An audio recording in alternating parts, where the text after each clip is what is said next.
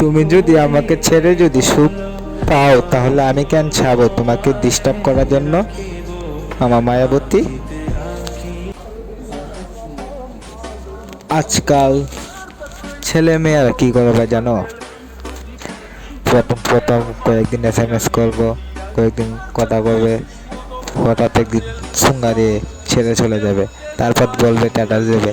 হ্যাঁ, আমি তো এখন মরার খাতার নাম লিখে ফেলেছি, আমি আর কখনো প্রেম ভালোবাসা করব না। হঠাৎ করে যদি আরেকটা পেয়ে যা, তারপর ওই আগের এটা বলে নতুন একজনকে পেয়ে নেবে তার জীবন সঙ্গী। হ্যাঁ, সে যদি আমার হতো কতই না ভাগ্যটা খুলে যেত আমার। এখন হয়তো ভাগ্যটা খারাপ, সে মানুষটা অবহেলার কারণে। আমার কি দোষ ছিল ওর সাথে কথা বলার জন্য?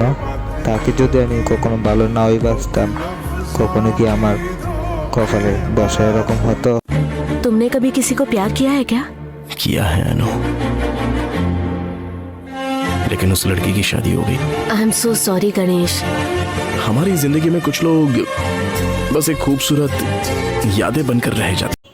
ও কিন্তু আমার শখের একটা মানুষ ছিল, ওর বাসা ছিল, বাড়ি ছিল, সব কিছু সে আমাকে দেখে দিয়েছিল।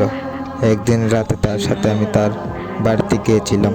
তারপর শীতের দিন